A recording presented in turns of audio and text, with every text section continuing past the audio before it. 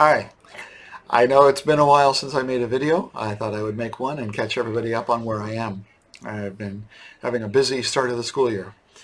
Uh, I am still doing the tech camps during the summer, and I'm doing the Kid Safe battery projects during the summer. And here's some of my thoughts. I am restarting the project. Last time I I said that I was doing a restart, and I did some uh, units on foil. Got a nice, good, smooth coating. I realized I did it wrong. You're supposed to take the bar and drag it across. I was rolling it across, so I think the coating will be even smoother and even more uniform. I will be using foil versus Graphoil. Foil might be more short-term. It might corrode over the long term. I don't think there will really be a problem, but it might be. However, Graphoil is more expensive. Foil is more readily available, so I'll be using foil for now. I was trying using this stuff from Forward Working Group, the working ink. Great people, great product, everything else, but again, it's something more for people to have to buy, and I don't want to do that. I don't want to do that. And so I think I'm going to go back to using a binder with my carbons more directly, making my own inks and applying them. I think that will be a little better for the budget. I support Forward Working Group, the company. I support Robert Murray Smith big time. I encourage you to subscribe to his YouTube channel. He's got a monthly subscription now, and he's sharing even better stuff. He's shared a method of making graphene that was really pretty life-changing. It'll be pretty awesome. I intend to try it. But I encourage you to try to subscribe to his YouTube channel, which is a paid channel. In making the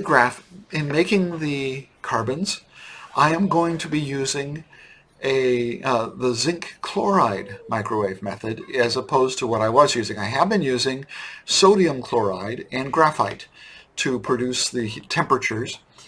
The temperatures I've been producing have been so great that the cups have been breaking all over the place. They also smoke a lot while it's in the microwave, and I kind of think that might be that I'm burning away some of the carbon that I want to keep. So I'm going to try the zinc chloride. Zinc chloride melts at a lower temperature than sodium chloride. Sodium chloride wouldn't get up to the melting temperature. And I think that if I have a piece that I want to carbonize, let's say a sugar that I want to carbonize, I think the zinc chloride will melt all around it and produce the heat and keep oxygen from getting to the particle. So I think the melting of the zinc chloride will actually be beneficial because it will keep the oxygen away, and I will get a carbon that is cleaner, better, and purer. So I'm going to try that. Robert Murray Smith talks about using zinc chloride, and he also uses lower power and less time than I've been using, and that will be really nice. With the sodium chloride graphite method, I had to use a lot more time, and anything that saves time and works is great. There's two steps.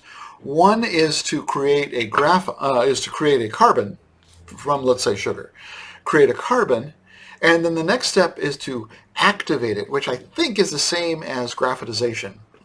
Basically, you're making it conductive. You're making it activating. And I believe that using the zinc chloride method, you actually end up doing both things at the same time, which is awesome.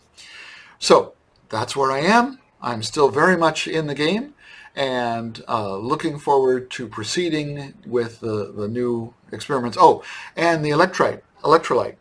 I've been using sodium chloride, table salt, because it is so readily available. I am going to be going to a sodium sulfate solution, 1 molar of sodium sulfate, because I think that will give me a much, much better battery. I would love to build the battery using components and chemicals and everything that I could only use that I could buy at the local supermarket, Ralph's.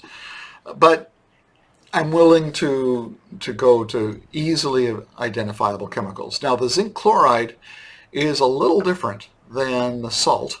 and the graphite powder, in that you do need to wear gloves when handling it. It is still pretty darn safe. I mean, it is used as a food additive in certain cases, but it is a little bit irritating, and a little bit of an irritant, and so you do have to be careful. So you do have to wear gloves while using it, and just be careful with it. To me, I don't like that as much, but it's something that I'm willing to deal with. So that's where I am, and I look forward to sharing the results of future experiments with you. Have a great day.